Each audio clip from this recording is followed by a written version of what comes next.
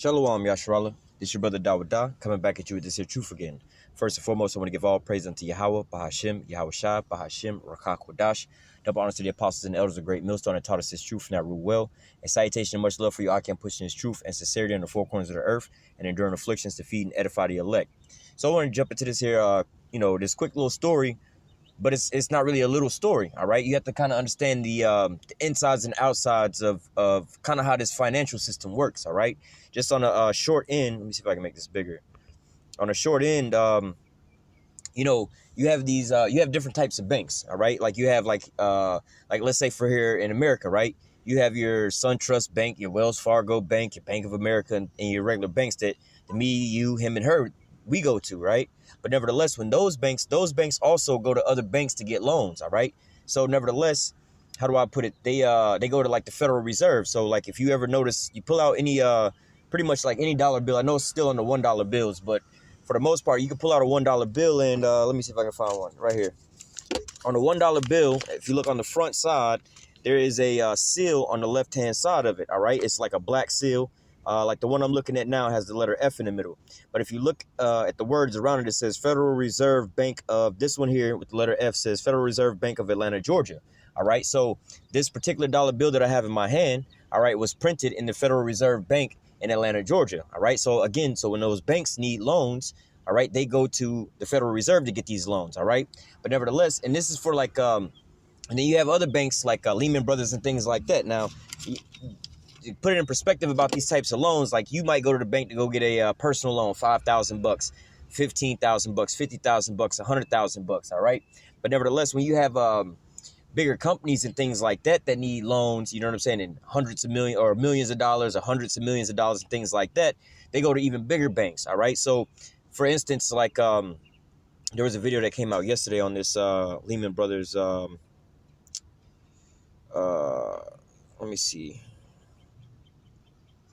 See, it's all over the news now. But nevertheless, there was this started popping out, I believe, yesterday. But nevertheless, there's a different video that was telling you about the different places that bank with Deutsche Bank, which, like I'm saying, is big companies. It's not necessarily like me, you, him, and her. Like Aston Martin, right? Aston Martin, I believe, is one of the companies that bank with Deutsche, or not to say bank with Deutsche Bank, but when they need loans, all right, to continue their business, all right, they may need like, all right, we need $50 million or whatever, whatnot, and then we'll wind up giving you the money back, whatever, whatnot. They go to these types of companies, all right? So the importance of that I'm telling you about all of this for is when you see things like Deutsche Bank, all right, start going under, it's not just that one bank is going under. It's not like here in America, well, they still have it here in America, but it's not like, back in the days you had, what was that shit called? Wachovia, right? The bank Wachovia wound up being bought out by Wells Fargo. All right, it's not like that. When one bank goes under, another bank comes up. It's the people who was banking there, they're the ones that lost out. No, when like places like Deutsche Bank or Lehman Brothers, that's another one. All right, so you remember in 2008 when this financial collapse happened. All right, this is why all these companies, where they were saying they were too big to fail, Lehman Brothers was too big to fail, because see, Lehman Brothers, they're wound up financing these other companies like Publix grocery store, all these different businesses that you go to. All right, now these businesses need these loans to ensure that they get their product to come in and out. All right. So you have in business, you have certain terms like a net 30, net 60. You know what I'm saying? And what that means is you may go out and do services or whatever, whatnot, but you may not get paid for, like, let's say a net 30 days after. All right. Or 60 days after. All right. So let's just say, for instance, you're doing a service, making pizzas, whatever. Right. Maybe not making pizzas. You're going out to somebody's house to service their house, cutting grass, right?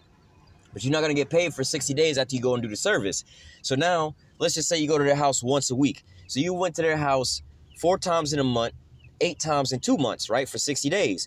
So you went to their house 8 times, not just them, but all these other people's houses. Now you're using up resources like fuel, not only for your lawnmowers, but also for your own truck. You also have to pay payroll to your employees and things like that, all right? You are generating the money to be able to pay for all these things, but guess what? You like net 60, so it'll be 2 months before you see the paycheck or your income come in for these things. So what? You wind up getting these loans, all right, to keep you afloat while you you slowly making money, all right? But again, when you have situations like let's say Aston Martin, right, or the lawn service, if I can't pay my employees off because I don't get paid for 2 months, 2 months down the line. All right, what do you think they're gonna wind up doing? They're like, yo, we gotta quit. We gotta go find another job in order to in order to pay our own bills, all right? So this is, how do I say, the importance of these huge banks like this failing, all right? Now, Deutsche Bank, I believe, there was some talks back a little bit after the 2008 situation, all right, where they was talking about there was a prospect of Deutsche Bank failing, and if this bank fails, it's like the largest bank in the world, all right, because it pretty much finances a lot of these other companies, all right? So if they was to go out of business, all these other companies that you might think is doing good or whatever, whatnot, they'll be soon after to go under, because of why? They have these loans out, all right? And now Deutsche Bank is going to raise the interest to be able to pay off their bills or whatever, whatnot, all right? And which they're going to go into how they move around this here money. But nevertheless, you might start seeing a lot of businesses close down because of the fact of what? Their investor can no longer invest in them, all right? So I'm going to play this here video real quick, and we're going to grab a couple scriptures. Right? Deutsche Bank has been in the news because of it. But we're going to begin tonight with a bank that doesn't seem to be able to get out of its own way, right? Deutsche Bank has been in the news because of its ties to the Trump family business, where it lost billions of dollars on bad loans that it just kept handing out to Mr. Trump. And now, they're never going to be able to collect that money. It's gone. It also reached a $7.2 billion settlement with the U.S. Justice Department in January 2017 for allegedly mishandling investors in the sale of mortgage-backed securities in the lead-up to the financial meltdown.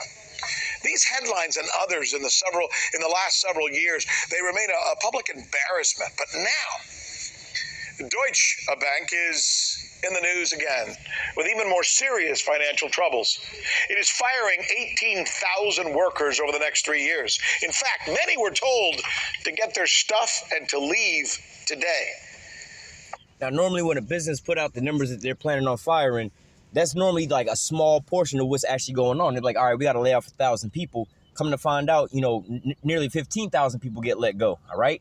So look, expect for this here bank to wind up losing out a whole lot, and they'll go into it as well. Normally when they project these numbers, it's people at the lower end of the totem pole. But when you're dealing with all this here money and mismanaging and mishandling all this here money, all right, they start cutting off at the top as well, all right? They're pretty much liquidating this here bank, all right? But nevertheless, they're not going to just come out there and tell you that. They're just going to be like, oh, it's slowly failing. We got to so-called put on the brakes before we lose everything, all right? But nevertheless, this is all according to prophecy, man. Everything is coming to an end. Everything is coming to a collapse, all right? What gives? Deutsche Bank says it's simply restructuring its business model. But is it?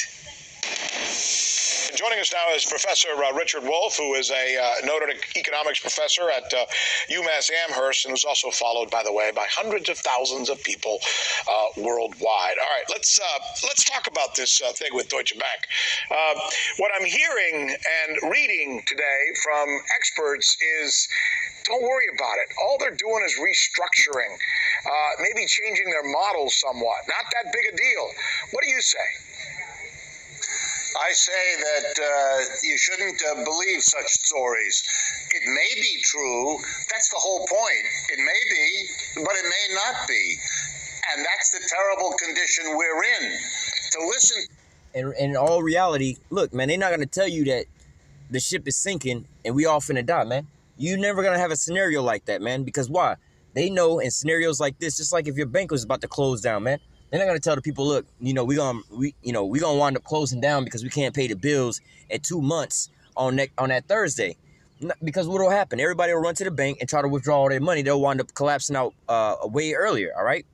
And in situations like this, all they're doing is trying to slowly siphon out as much money as possible, just like the stock market right now, all right? This is why they so-called have all the stock market going up and things like that, and they're giving out all these new loans, and money is easily for you to be able to get right now, all right? They gave you this new credit score and everything like that because why? They need to prop up this here stock market so they can pull out the real money up out of there, all right? These so-called smart investors and stuff like that, all right? They're basically pulling their money out because they know it's the end-all be-all, but then they're making it to the people who don't know, make it seem like it's the best time to go ahead and get in there, all right? So what? A lot of people are taking, just like the housing market crash, man.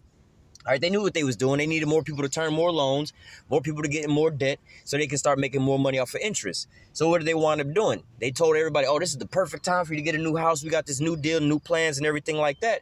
Everybody jumped into it, and then what they do? They wound up pulling the plug. All right, after they pulled the plug on it, they wound up liquidating all of that and wound up coming up on everything, all right? Let me continue on with the video. To them, the people that, the so-called experts, let me just remind you, in the months leading up to the collapse of Lehman Brothers back in 2008, the kind of opening gun together with the collapse of Bear Stearns that brought us the global capitalist collapse, it would be easy to find statements by experts, by bank CEOs, by Wall Street commentators telling us not to worry, it's a detail, it only affects one bank. None of that is normally true. Deutsche Bank is the biggest bank in Germany. It is one of the biggest banks in Europe and the world. If it has serious troubles, those troubles are also affecting other banks, and they're affecting the interactions between a monster bank like Deutsche and all the other banks, since these banks do enormous amount of business with one another. The truth, like I was explaining earlier, all right, you'll have people like, let's say, for instance, Bank of America or any company, you know what I'm saying? These bigger companies that need bigger loans, they're not going to go, you're not going to have Ford or General Motors go over to the Bank of America and try to get a business loan, all right? They're not like me and you. They don't need the same type of money that we need. You know what I'm saying? If we trying to start a business, you might need 20,000, 40,000, 50,000, 100,000. But if you General Motors and you need a loan or whatever, whatnot, man, you're taking out maybe $1 billion or something like that, because you're going to wind up making it back anyway, but it's the cost of doing business. So what? You go to a bigger bank, all right?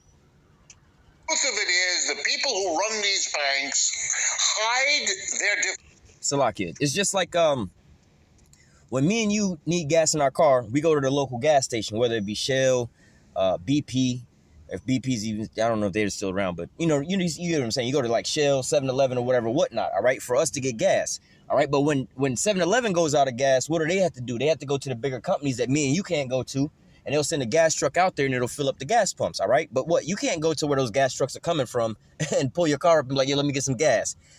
That's not the gas station for you. So even the gas station like 7-Eleven that you go to, they have a gas station that sends gas out to them to fill them up. All right. Same way with these banks.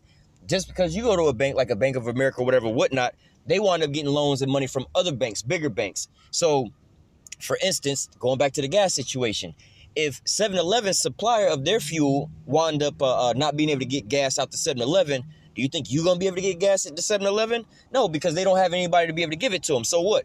You're going to wind up collapsing when they collapse. So because 7-Eleven's gas supplier is out of business or can't get gas to them, that means you can't get gas, all right? Salaki, give me 1 second. difficulties from the shareholders because they want to keep their jobs, from the The truth of it is, the people who run these banks hide their difficulties from the shareholders because they want to keep their jobs, from the political authorities because they want to keep the people from looking too closely, their workers because they don't want to freak people out that their jobs might be in danger. So what we're left with is very little, lots of PR and a big question mark, because clearly that bank is in serious trouble, but we won't know the extent of it until they're good and ready or something blows, and then the whole game is up. Yeah, see, that's what And that's exactly what's going to happen, man. Just like the housing collapse in 2008, man. All right, they didn't tell you that shit was going to happen. They knew exactly what was going on. They got charts and all these different things, and that's how Esau wrote. They'd be looking at all the graphs and everything. Like, they knew it. They planned for that. All right, but they wasn't going to tell you that, because then why? You'd be like, you know what? I don't even want to get no loan if they're going to take everything that I got. They need you to come up in there, all right? And then also with these certain banks and these certain companies that was going under, like General Motors, Hummer and Saturn and Pontiac, all right? Just imagine if right before the collapse and all those things, you went and started investing into those companies, all right? Right before the collapse came, I guarantee there was somebody at the Pontiac dealership buying a brand new Pontiac. There was somebody at the Saturn dealership buying a brand new Saturn. But guess what? The very next day, hey, that car company ain't there no more, man. You basically bought the last of the last car, and that's exactly what these companies, they wanted to do. They knew they was gonna wind up consolidating those businesses, but what? They're like, well, shit, we gonna be selling cars all the way up to the very last minute, man. And we're not gonna go ahead and tell people, because why? You're gonna have a lot of people who already have these vehicles or whatever, whatnot, try to run and return them back, try to get some of their money back, and then that's just less money we got in our pocket, man. We don't need this massive chaos and panic to go on, so we'll just not tell them what's going on until the very end. I'm thinking as well. When it gets to the point where you have to fire 18,000 people. How can you not be having some kind of difficulty, right? Especially when, let me add this caveat, by the way. As far as I know, and I'm not an expert like you are, but as far as I can tell, of all the industries in the world today, the one that gets the most favorable deals seem to me to be the banks.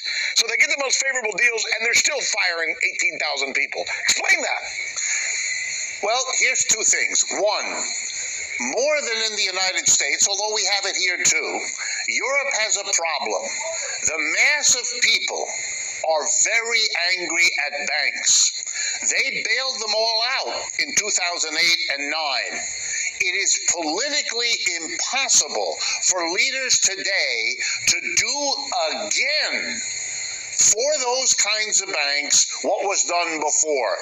It is politically suicidal for political leaders to risk doing that. So they can't give away the whole farm to help these banks this time the way they could, because it's too recently in the past. So I think that's why Deutsche, which no doubt tried to get another bailout, was told, well, either we're not going to give it to you, or you have to do some very big steps to make it look like we ought to do it again. Firing 18,000 people is that kind of act. But you're right, Rick. It's very dangerous. Here's how people have to understand it. This is going to be done, they say, over a period of time. 3 years, yeah. Yeah. Now imagine you're a mid-level executive in a Deutsche Bank, say on Wall Street. You're wondering to yourself, am I on the list? Am I going to get it? And guess what? Those people are starting to look for another job last night. And they're not going to stay. They're not going to risk this unknown slaughter of their. So the bank knows that. They all know that. They have literally told their people, we're in such difficulty that you better look out for yourself, because we don't know where this is going to end, and we don't know where you fit. And even if we do know, we're not going to tell you. Richard Wolff, as usual. Thank you. Hey, and just like they were speaking about in the 2008 situation, but they can't do it quite like they did it back then because it's kind of too soon. Hey, but in that scenario, what happened? They wound up cutting out the middle class, man. Everybody who was slowly building up and having something, they wound up taking everything from them. So you have what? The upper class, like the high class, and the low class, the poor, the rich and the poor, all right? Now, in this scenario, the poor don't really got nothing left. They already living paycheck to paycheck, if even that, or if they got jobs, all right, or they living off of Uber and shit like that, living in their cars, all right, they don't really have much to lose. It's now these corporations and the higher up elites, man, all right, they're getting to the point where they're shutting down this here system, man. They're about to start liquidating everything, all right, which is going to bring us into what? The mark of the beast, man, all right, ultimately with a economic collapse, all right. So let me go from there to some scriptures real fast. I'm going to read Ecclesiastes chapter 12, verse 1 through 6. All right. It says, remember now thy creator in the days of thy youth, while the evil days come not, nor the years draw nigh, when thou shalt say, I have no pleasure in them. All right. So look, right now you got all these people living it up. Everything is all good to them. They can go buy, sell, and spend and go on vacation, go shopping and all these different things or whatever, whatnot. They're not worried about the Most High, man. There ain't no calamities or anything like that going on to them in their life. They don't see these things going on, man. So what the scripture is saying, look, remember thy creator in thy youth, or pretty much is don't wait. You know what I'm saying? Don't keep putting it off to when things get bad and get rough, man. Or put it to you in the same example, man. Remember thy creator in thy youth, man. When you all young and healthy and stuff like that, don't wait till you get all extra old and you all crippled and defiled at that point in time to start seeking the Lord. Oh, Lord, where you at? Blah, blah, blah, blah. Hey, man, if you get that relationship real early, man, all right, as soon as possible. Because why? You don't want to, in the middle of these calamities, be searching for the Most High, all right? It says, verse Ecclesiastes 12:1, remember now thy creator in the days of thy youth, while the days come not, nor the years draw nigh, when thou shalt say, I have no pleasure in them. All right, just like I was saying, everything is all fine and dandy now. Don't wait until this economic collapse happen and you over there digging out of dumpsters and shit like that, trying to eat, and then also trying to seek the Lord at that point in time, man. All right. Verse 2, while the sun or the light, or the moon, or the stars be not darkened, nor the clouds return after the rain. And the days when the keepers of the house shall tremble. All right, and who's the keepers of the house? The elites, the people who, it's like the head of the household, man. And who's the head of the household, especially economically, man? These Edomites, first and foremost, but these elites and these bankers and everything like that, man. But what, now you're starting to see their collapse and their downfall, man. All right, it says, in the days when the keepers of the house shall tremble, and the strong men shall bow themselves, and the grinders cease because they are few, and they that look out of the windows be darkened, and the door shall be shut in the streets when the sound of grinding is low. He shall rise up at the voice of the bird, and all the daughters of music shall be brought low. So what? There's going to come a time where the keepers of the house, or the elites, the higher ups, the people that's in a better position than me and you, they're going to start trembling. All right. Like I said, most of us don't know what the fuck a Deutsche Bank is, man. But you say this to these people who's really invest in certain shit like that, the higher ups like General Motors and things like that. You tell them about that type of shit, or the people at Aston Martin, like, oh shit, wait a minute. Our investors might be going broke. Like, what does that mean for us, man? We got to make it through this here year to get this here out. You know, we're paying these people off, man. What are they going to do? Hike up our interest rate to try to pay off their bills, and then just to consolidate, man? That means everything is going bad, man. That's just like you went out and bought a house, you got a mortgage now, but then now you got fired from your job. That means you ain't got no more income coming in to pay off your bills. You can already see, damn, first the lights, then the water, then they're going to give me an eviction notice, man. All right, then my credit going to be all fucked up. Then I'm going to be shit out of luck, man. All right, but this is the times that's coming, man, when the door's going to be shut in the streets, man. All right, and the grinding is ceased, because why? Business is going to start slowing down. Business is going to start shutting down and things like that. And you see this with these banks like Deutsche Bank, which provides funding for a lot of different companies. All right.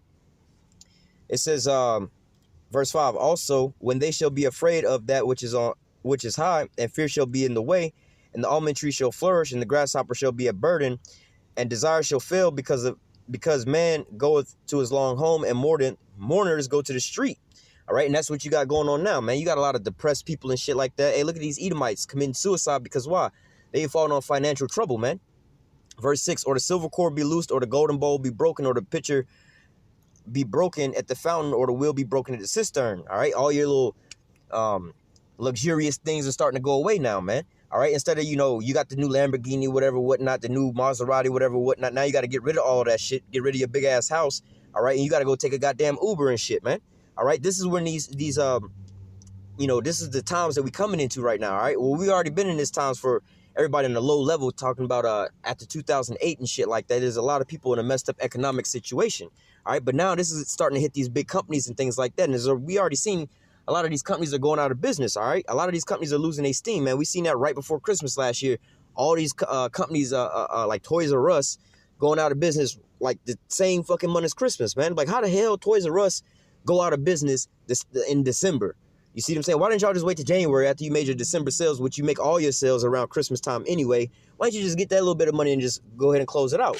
But nevertheless, hey, this is all according to prophecy, man. This is all, how do I say, the Most High's plan and his will, man. He's bringing these Edomites down low, man. All right, slowly but surely. He's hitting them on every side, man. He's not just giving them a head blow and knocking them out that way. Nah, first of all, he going to cripple your toes, man, so you can't keep your balance. He going to break your ankles, man. Fuck up your knees, fuck up your wrists, your fingers, your hands, you know what I'm saying, your back, then your neck, then your eyes. You see what I'm saying? You hurting all over the place, you know what I'm saying? It's like, it's like somebody stubbed your toe and you want to lift it up and hop around on it like, oh, that shit hurt, but then the other foot's fucked up. So it's like, you know what I mean? You can't do nothing because you're getting hit from all different sides, man. And that's what's going on over here in Babylon. And that also goes into all these deaths of despairs, man.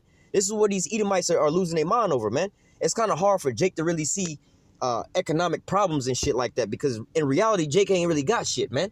All right, Jake like to talk about how the recession happened in 2008 and all, how bad it was. Like, you niggas didn't have shit, first of all. How the fuck you don't know nothing about no recession, man. All right, you don't know nothing about no depression, man. All right, there was a small group of us who was actually getting into that middle class that wound up getting all their shit taken away. But for the most part, Jake didn't have nothing to be. You got to have something to be able to have it taken away from you. All right, you can't just how do I say get evicted from out of house you don't even fucking own, man. How you get evicted up out of house and you homeless, man? You see what I'm saying? How you get your car repossessed and you riding a bike? You see what I'm saying? You got to have something for them to be able to take it away. So what? In reality, Jake didn't lose too much in that. But guess what? This is the point in time where really, like I said, the higher ups are going to start losing things, or these companies and things like that. They're going to start consolidating, which is going to be a trickle down effect, man. A lot of jobs are going to wind up shutting down and stuff like that. Imagine, like I said, with the Aston Martin or let's say you're getting your finance from a lawn business, and again, you net 60. You don't get your return for 2 months, so you can't really pay your employees at the end of the week like you need to, because the customers' checks aren't going to go through for and be processed for 2 months. All right, so what? You need these loans, all right, to make sure you can be able to pay your payroll and your overhead or whatever, whatnot. But if you can't get those loans, secure those loans, or the interest rates on those loans are too high, it's going to drive your small business out of business, because you can't pay your employees, you can't pay for your overhead, you can't pay for your resources, which is going to in turn leave a lot more people unemployed. All right, which in turn is going to leave a lot more people losing their houses, mortgages, and all these other things, which is going to default on a lot more loans, which is going to cause more stress on these banks. You see what I'm saying? So it's a never-ending, cascading effect, basically. You know what I'm saying? It's like the domino effect, man. All right, the foundation is cracking and the whole house is about to start tumbling down. All right, but Lord willing, this here lesson was edifying unto the elect. I didn't want to go too long on it, so I just wanted to bring out this quick scripture and show that little video. But nevertheless, Deutsche Bank is all over the news today, man. All right, they over here talking about just like when Lehman Brothers was going down, but really Deutsche Bank was a way bigger bank than Lehman Brothers, in an overall spectrum. You see what I'm saying? But you can see the effects of what Lehman Brothers happened, man. General Motors had to shut down a lot of their car companies and so on and so forth. A lot of companies did, all right? But nevertheless, and the housing mortgage, Fannie Mae and Freddie Mac or whatever, all these people wound up having to consolidate because there was no more funding. They all had to default on their loans, all right? But nevertheless, like I said, Lord, this was edifying unto the elect. Until next time, I say, call halal Yahawah, Bahashim, YAHAWASHI, Bahashim, Rakha Kodash. Double honors to the apostles and the elders of great millstone and taught us his truth and that rule well. And citation and much love for you, I can push his truth and sincerity in the four corners of the earth and enduring afflictions to feed and edify the elect. Until next time, I say, stay strong and shalom.